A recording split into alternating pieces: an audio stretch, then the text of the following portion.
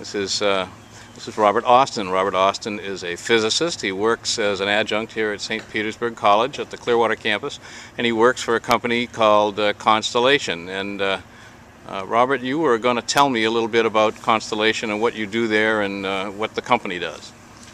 Well, Constellation's a small company, employs around 40 people, biologists, chemists, and I'm probably the lone physicist. And I'm working in the nuclear detection area at Constellation, developing or helping develop detectors for gamma radiation primarily, and neutrons. So how does that technology actually end up working? What does it do exactly? Well, there's two technologies I've been involved in. The one I came to Constellation to work on was high pressure xenon ionization counters. These are, it's like a very high quality Geiger counter. It's filled with high pressure xenon gas, which is a very dense gas, and it stops radiation efficiently. And what makes it different from a Geiger counter is that a Geiger counter just tells you when something happens. You know, if radiation encounters the detector, you get a click or a needle indicator moves, but an ionization counter tells you the actual energy of the incident radiation. So you get a spectrum. And a spectrum is like a fingerprint. You can identify what the material is that produced that radiation.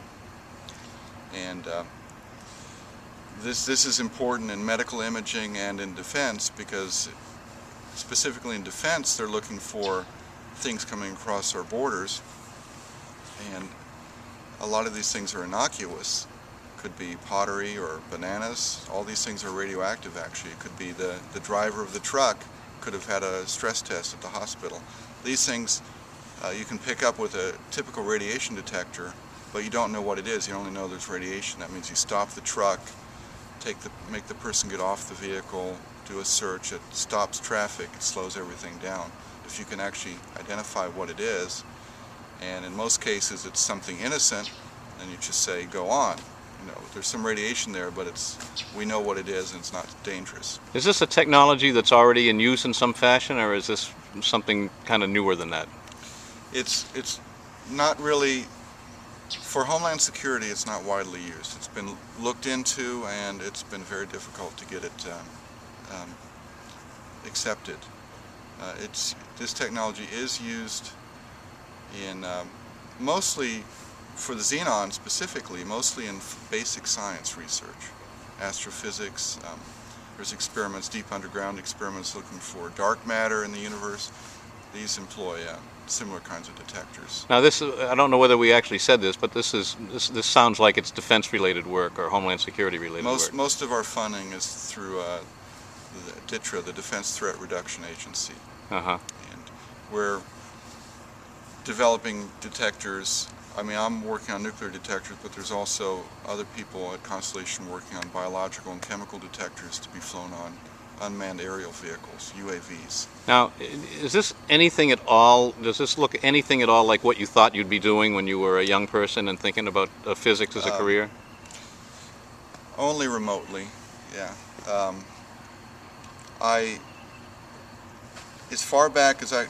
Almost as far back as I can remember, at least to the first grade, I knew I wanted to be a scientist. And then over the years, it started with thinking of becoming a chemist, and then it was moved towards engineering or physics. And probably by the time I graduated from high school, I saw myself as becoming a theoretical physicist at an elite university somewhere. And but after finishing my undergraduate education, I felt lost, so I went in the Navy for 2 years, and then came back and went to graduate school at Purdue University, and I didn't look back after that. I worked, but at that point I started realizing I was more, probably my abilities were more in the direction of experimental physics than theoretical, and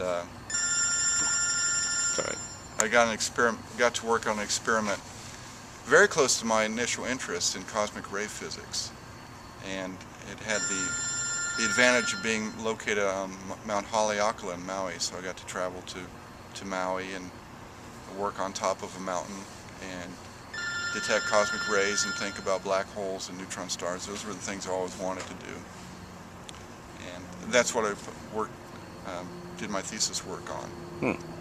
So my thesis was on the search for cosmic rays, for high energy gamma rays from Cygnus X3, which is a powerful X-ray source. And since I realized by the time I started writing it, we weren't going to detect anything from it, I basically found an upper limit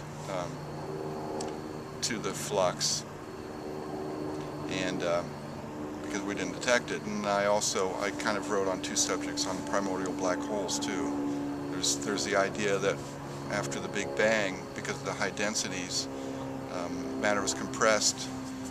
Some matter could have been compressed to densities where it would actually form black holes, and there'd be a whole spectrum of masses, and smaller mass black holes, like equivalent mass of Mount Everest, would actually be evaporating around this time, giving bursts of gamma rays which could be detected. So we looked for that, and also probably detected more meteors than we detected any primordial black hole candidates. So that was sort of a negative result too, but it did provide a limit on the number of primordial black holes within a certain distance of the Earth.